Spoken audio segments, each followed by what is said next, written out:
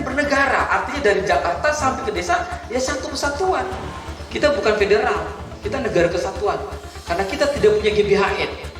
Apa yang menjadi penetapan presiden soal program strategis nasional, maka harus sampai di desa. Untuk menanggapi apa yang sudah dipaparkan di depan oleh narasumber, pada prinsipnya memang kita mempunyai angan-angan ya seperti apa yang disampaikan narasumber.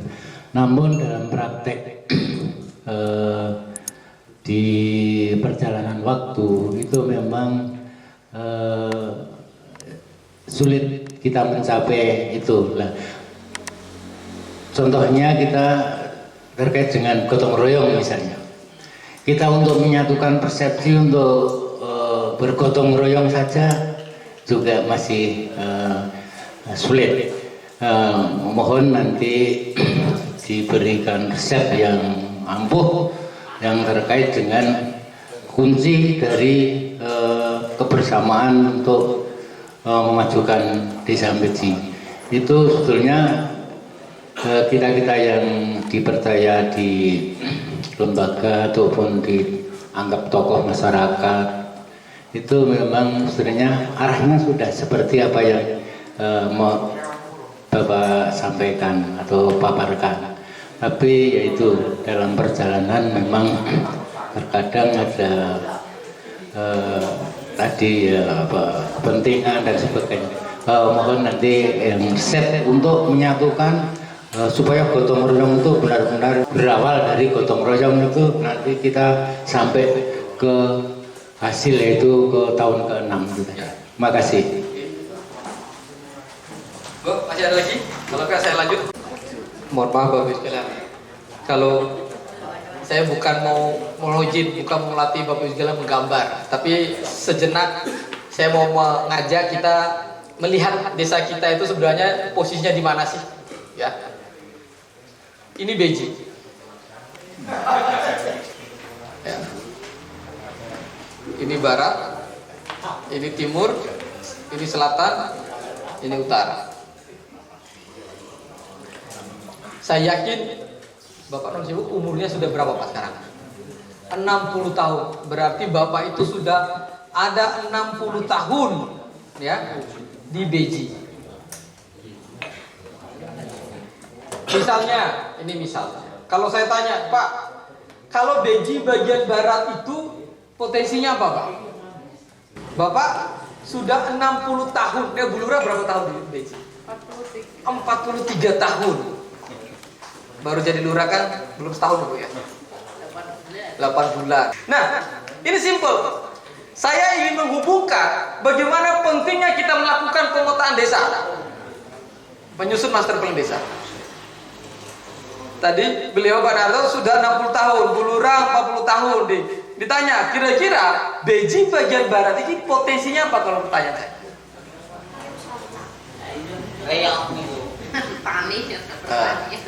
Artinya kita kan masih meraba-raba. Apa? Kenapa? Ada keterbatasan gap informasi yang begitu nyata di hadapan kita pada saat kita merencanakan meraba-raba. Ini sajanya apa ya? Wilayah barat ini posisinya apa ya? Iya. Belum saya tanya wilayah timurnya potensi apa, baratnya apa, lalu garis selatan ini potensi apa, utaranya apa? Masa jabatan Kades itu kan cuma 6 tahun. Kalau potensi kita menemukan di Beji ini kan cuma kita bagi empat prioritas sebenarnya. Kalau kita mau fokus dan serius. Jadi bukan lagi bagi deal atau satu jabatan.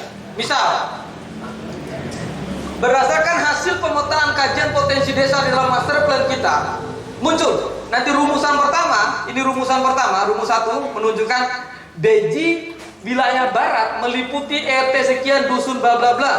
Dibikinkan perdesnya penetapan, ya.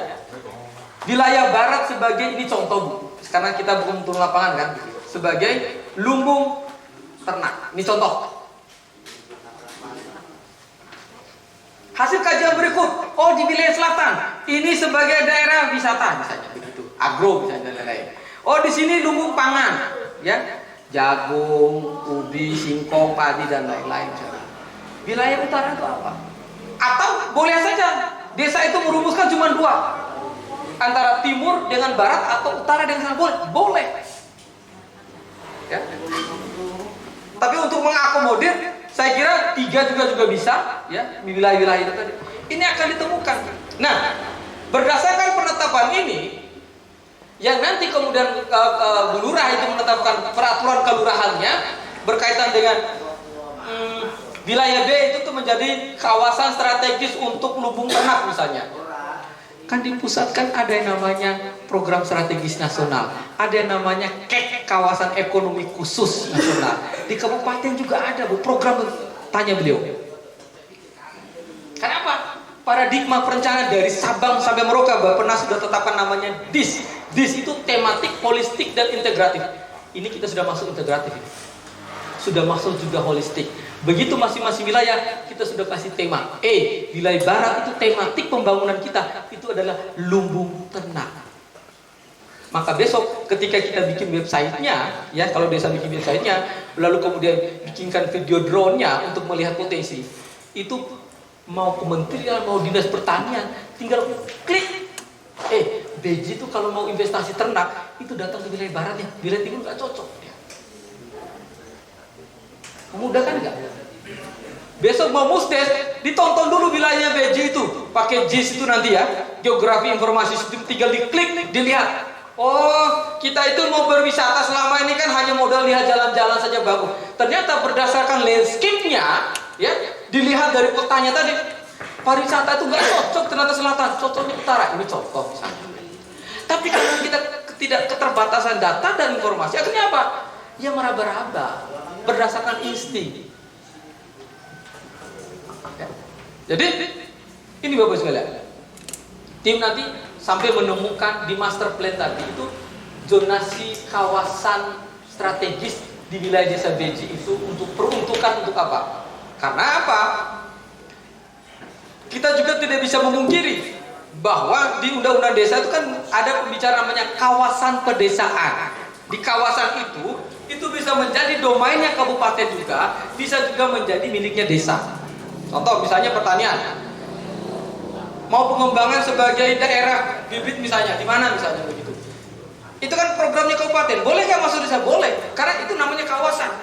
Boleh kerjasama, boleh. Yang menjadi trouble, menjadi gap.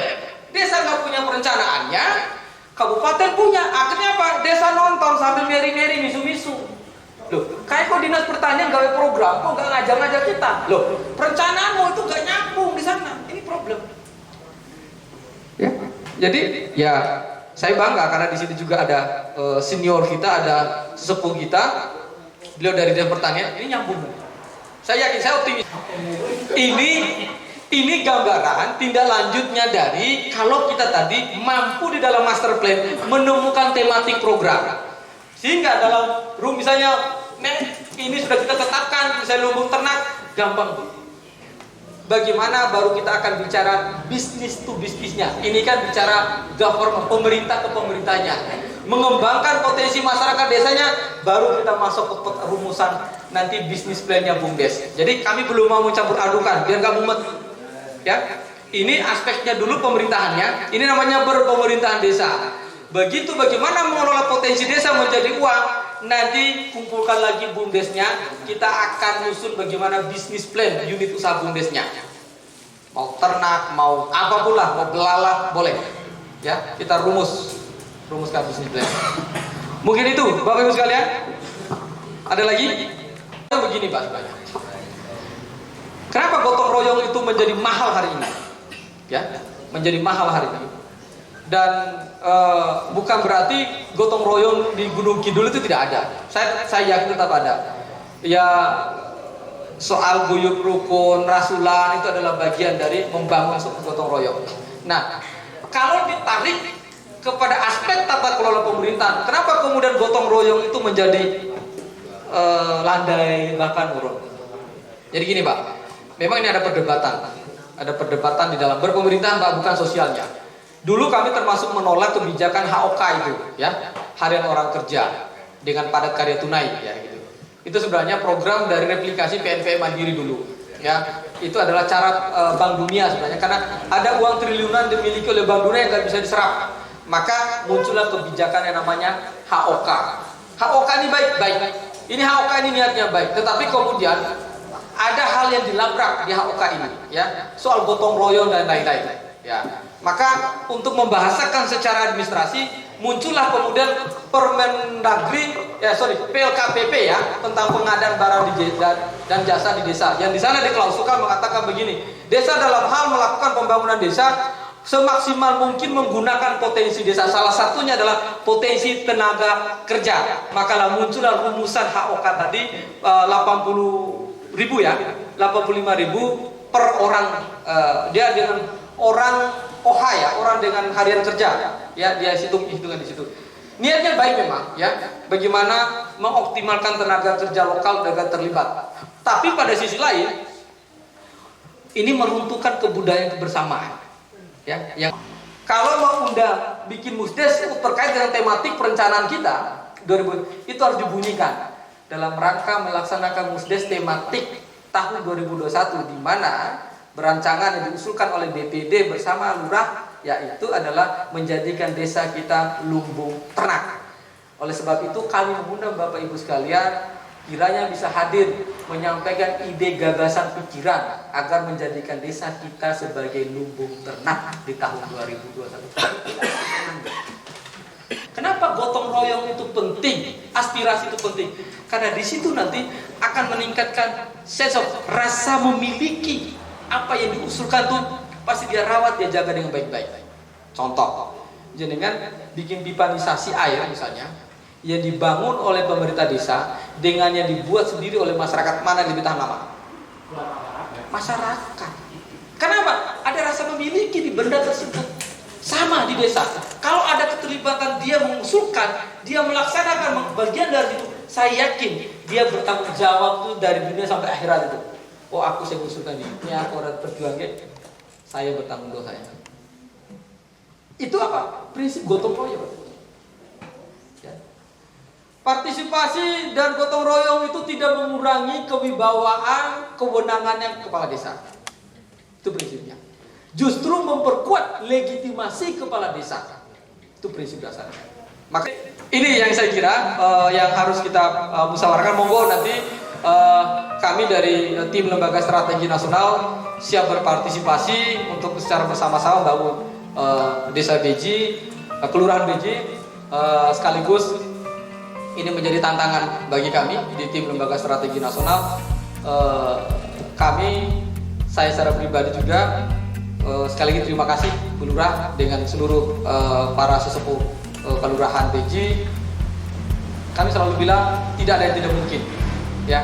Selama kita punya niat yang baik. Oh, niat penjahat aja punya niat yang jahat tercapai kalau niatnya, kan? Apalagi kita punya niat baik. Ya. Saya kira itu dari kami. Terima kasih. Mohon maaf apabila ada hal yang kurang berkenan. Pada prinsipnya kami dari tim Lembaga Strategi Nasional, ini Mas Girno, monggo berdiri, saya kenalkan satu-satu tim saya. Ini Mas Girno. Mas Girno ini beliau ahli di pemberdayaan. Jadi mau belajar cara masak apapun, mau mengolah apapun, mau bikin destinasi apapun, ini nanti Mas Girno. Mas Bimo monggo sini. Mas Bimo ini dari tim dari LSN, nanti kalau ada urusan bagaimana membuat aplikasi keuangan, bisnis dan lain-lain, itu Mas Bimo yang siap membantu. Nah, ini anak-anak kita, adik-adik kita, ini Mas Rizal sama Mas Fauzi Oci, mereka yang ahli di IT ya. Nanti video di sini kemudian kita akan publikasi kalau besok. Sebenarnya kita bawa drone, nanti next time kalau kita turun kita akan latih, lalu kemudian video-video berkaitan potensinya desanya itu nanti bisa diklik. Nah, kan yang cukup di-share ke kementerian itu kan link video-videonya, websitenya yang ada. Nah, ini kami punya tim. Ada beberapa lagi kita punya tim di pakar hukum tata negaranya Dr. Yawan Chandra, juga beliau sekarang pasca sarjananya Atmaja itu bagian dari tim. Nanti sewaktu-waktu kalau ada persoalan hukum ya, kan biasa nih desa itu kan ditakut-takuti ya, nggak usah sungkan konsultasi ya, kita siap fasilitasi nanti gitu. Baik, terima kasih.